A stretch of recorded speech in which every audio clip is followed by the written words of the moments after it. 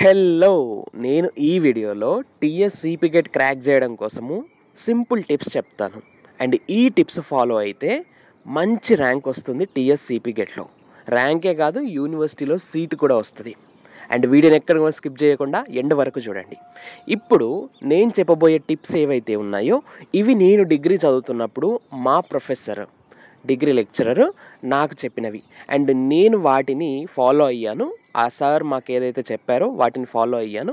And state 5th rank TS CP gate MSc zoology entrance ఎగ్జామ్లో state 5th rank తెచ్చుకున్నాను. Of course నేను చదువుతూ ఈ టిప్స్, మా సార్ చెప్పిన టిప్స్ ఏవైతే ఉన్నాయో వాటిని ఇంప్లిమెంట్ చేస్తాను. చదువుతున్నప్పుడే, ఎగ్జామ్ హాల్లో కాదు, మనం ప్రిపరేషన్ చేస్తున్నప్పుడే ఈ టిప్స్ని ఇంప్లిమెంట్ చేయాలి. అండ్ ఎగ్జామ్ హాల్లో ఇంప్లిమెంట్ చేయాల్సిన టిప్స్ అండ్ ట్రిక్స్ కూడా నా దగ్గర ఉన్నాయి. వాటిని కూడా తొందరలోనే చెప్తా. టిప్స్ చూడడానికన్నా ముందు ఒక విషయం మనం గమనించాలి. TS CP gate paper pattern ఏంటి? మొత్తం 100 క్వశ్చన్స్ ఉంటాయి, 100 మార్క్స్ ఉంటుంది పేపర్. అంటే ఈచ్ క్వశ్చన్ క్యారీస్ 1 మార్క్ అన్నమాట. నెగిటివ్ మార్కింగ్ అయితే లేదు మనకి ఇక్కడ. కాబట్టి నెగిటివ్ మార్కింగ్ లేదు కాబట్టి ఎగ్జామ్ హాల్లో మనం ఏ ఒక్క క్వశ్చన్ కూడా, మనకు తెలియని క్వశ్చన్ కూడా వదిలిపెట్టి రాకూడదు. అన్ని టిక్ చేసి రావాల్సి ఉంటుంది. అండ్ ఇప్పుడు మా సార్ నాకు చెప్పిన ఫస్ట్ టిప్ ఇప్పుడు చూద్దాము. ఏంటంటే, మీరు ప్రిపరేషన్ చేస్తున్నప్పుడు, అంటే ఇప్పుడు ఎగ్జామ్ రాయాలంటే ఎంతో కొంత చదువుకుంటారు కదా. సో సినాప్సిస్ చదువుకుంటారు, అంటే యూనిట్ వైజ్ టాపిక్స్ చదువుకుంటారు కదా. సో థియరీ పార్ట్ చదివిన తర్వాత, ప్రతి యూనిట్ థియరీ పార్ట్ చదివిన తర్వాత ఎంసీక్యూస్ చేయాలి మీరు. సో మీరు ఎంసీక్యూస్ సాల్వ్ చేసేటప్పుడు చాలామంది చేసేది ఏంటి అంటే, ఒక ఎంసీక్యూ, మనం ఫస్ట్ ఎంసీక్యూ సాల్వ్ చేస్తున్నాం. సో క్వశ్చన్ చదివాము, 4 ఆప్షన్స్ చూసాము, అందులోంచి మనం కరెక్ట్ ఆప్షన్ టిక్ చేస్తాం. సో కీ ఉంటుంది కదా, మళ్ళీ బుక్లో కీ చూసుకున్నాము, కరెక్ట్ అయింది, మనం పెట్టిన ఆప్షన్ కరెక్ట్. సో వెంటనే ఏం చేస్తాము, నెక్స్ట్ క్వశ్చన్కి వెళ్ళిపోతాం. ఇది తప్పు. మనం సాల్వ్ చేసిన ఫస్ట్ క్వశ్చన్ రైట్ అవ్వగానే సెకండ్ క్వశ్చన్కి వెళ్ళడం, సెకండ్ క్వశ్చన్ కూడా రైట్ అవ్వగానే థర్డ్ క్వశ్చన్కి వెళ్ళడం, ఇది తప్పు.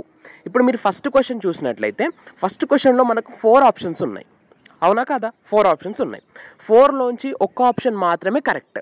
మరి మిగిలిన 3 ఆప్షన్స్ సంగతి ఏంటి అంటే, ఇక్కడ ఒకసారి క్వశ్చన్ చూడండి, మీకు ఎగ్జాంపుల్గా చూపిస్తా ఉన్నా నేను. ఇది మా జువాలజీలోంచి తీసుకున్న క్వశ్చన్, మీకు అందరికి కూడా ఈజీగా అర్థమవుతుంది. ఏంటంటే, which of the following is a mammal అనేది క్వశ్చన్. మ్యామల్ అంటే ఏంటి? దానికి మ్యామరీ గ్లాండ్స్ ఉండి వాటి పిల్లలకి పాలిచ్చి పెంచేది. ఏదైతే వాటి పిల్లలకు పాలిచ్చి పెంచుతుందో వాటిని మ్యామల్స్ అంటాం మనం. So which of the following is a mammal అని అడిగాడు క్వశ్చన్లో. సో 4 ఆప్షన్స్ ఉన్నాయి ఇక్కడ మనకు: ఆస్ట్రిచ్, పెంగ్విన్, ఫాల్కన్, బ్యాట్. అయితే ఇప్పుడు మనం ఆలోచిస్తూ ఉంటాం, ఒక్కొక్క ఆప్షన్ టచ్ చేస్తూ వెళ్తాం. Ostrich, penguin, Falcon, bat. Ostrich అనేది బర్డ్, అదొక పక్షి. ఫాల్కన్ కూడా పక్షి, అండ్ పెంగ్విన్ కూడా పక్షి. తర్వాత బ్యాట్ గబ్బిలం తెలుసు కదా, గబ్బిలం కూడా ఎగురుతుంది. ఇప్పుడు పైన ఉన్న 3 ఆప్షన్స్లో ఉన్న బర్డ్స్ ఎగురుతాయి, అండ్ కింద ఉన్న బ్యాట్ కూడా ఎగురుతుంది. మరి ఇప్పుడు 4 ఎగిరేవే ఉన్నాయి ఇక్కడ. మరి ఏది మ్యామల్ అంటే బ్యాట్ మ్యామల్. ఎట్లా చెప్పగలం? బ్యాట్ తన ఆఫ్ స్ప్రింగ్స్కి పాలిచ్చి పెంచుతుంది. సో పైన ఉన్న 3 బర్డ్స్ కూడా అవి పాలివ్వవు, వాటి పిల్లలకి పాలివ్వవు. బట్ బ్యాట్ మాత్రం వాటి పిల్లలకి పాలిచ్చి పెంచుతుంది, అంటే మ్యామరీ గ్లాండ్స్ ఉన్నాయి. సో కరెక్ట్ ఆప్షన్ వచ్చేసి మనకు బ్యాట్. ఇట్లా ఎంతో కొంత జనరల్ నాలెడ్జ్ ఉన్న వాళ్ళు ఈ క్వశ్చన్ని సాల్వ్ చేస్తారు. చాలా సింపుల్ క్వశ్చన్. సో పైన ఉన్న 3 ఎగురుతాయి, కింద ఉన్న ఆప్షన్ కూడా, అంటే కింద ఉన్న బ్యాట్ కూడా ఎగురుతుంది.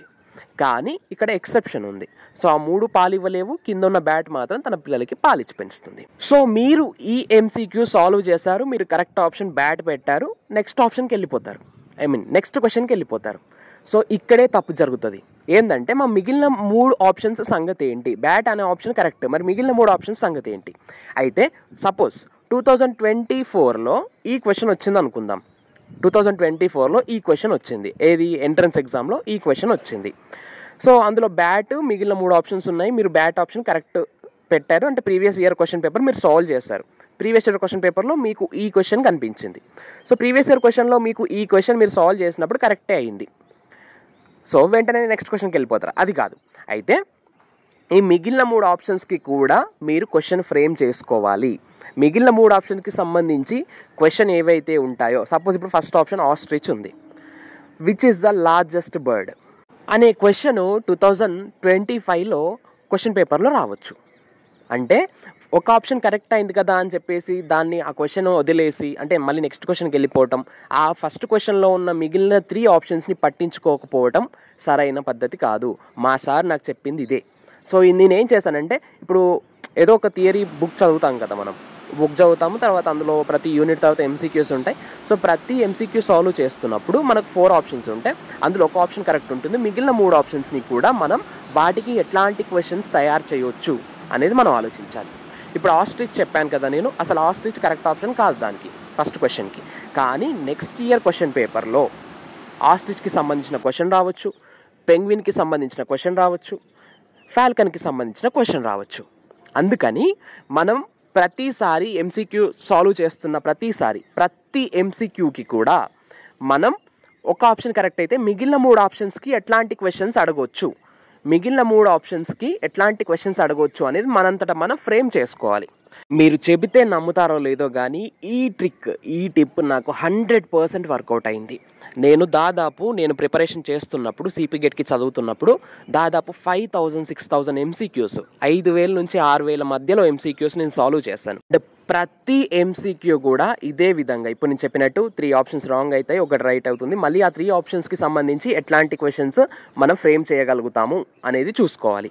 అండ్ ఇప్పుడు నేను చెప్పిన ఈ టిప్ ఏదైతే ఉందో అది నాకు 100% వర్కౌట్ అయింది. మీరు కూడా ఫాలో చేయండి, దీన్ని ఇంప్లిమెంట్ చేయండి, మంచి రిజల్ట్స్ వస్తాయి. ఇట్లా చేయడం వల్ల మనకు ఎక్కువ సబ్జెక్ట్ నేర్చుకోగలుగుతాం. ఓకే. అండ్ ఇదేదో నేను ఊరికే టైం పాస్కి ఏం చెప్పట్లేదు. మా డిగ్రీ కాలేజ్ సార్ నాకు ఈ టిప్ అయితే చెప్పారు, ఫస్ట్ టిప్ ఇది. సో ఇట్లాంటివి ఇంకా దాదాపు 7-8 టిప్స్ ఉన్నాయి. సో వాటన్నింటిని నేను ఫాలో అయ్యాను. సిపిగెట్లో 2023 టీఎస్ సిపిగెట్ ఎంఎస్సి జువాలజీలో స్టేట్ 5th ర్యాంక్ వచ్చింది. అండ్ ఈ టిప్స్ అన్నింటిని కూడా నేను మీకు సిరీస్ ఆఫ్ వీడియోస్లా అంటే ఒక్కో వీడియోలో ఒక్కో టిప్ని అయితే షేర్ చేయబోతా ఉన్నా. కాబట్టి ఇక ముందు వచ్చే ప్రతి వీడియోని, టిప్స్ సంబంధించిన ప్రతి వీడియోని చూడండి అండ్ ఇంప్లిమెంట్ చేస్తే మంచి రిజల్ట్స్ వస్తాయి. ఓకే. అండ్ నేను ప్రస్తుతం ఉస్మానియా యూనివర్సిటీలో ఎంఎస్సి జువాలజీ చేస్తా ఉన్నా, 2nd ఇయర్, అంటే ఫైనల్ ఇయర్ ఇక అయిపోతుంది నాది ఇక ఎంఎస్సి జువాలజీ. సో ఇదన్నమాట. ఓకే. మీరు కూడా మంచిగా చదువుకోండి, ఈ టిప్స్ని ఫాలో అవ్వండి. ముఖ్యంగా హార్డ్ వర్క్ కాదు, స్మార్ట్ వర్క్ చేస్తూ, అంటే హార్డ్ వర్క్ ఎవరైనా చేస్తారు, హార్డ్ వర్క్ కాదు స్మార్ట్ వర్క్ చేస్తూ మంచిగా యూనివర్సిటీలో సీట్స్ తెచ్చుకోండి.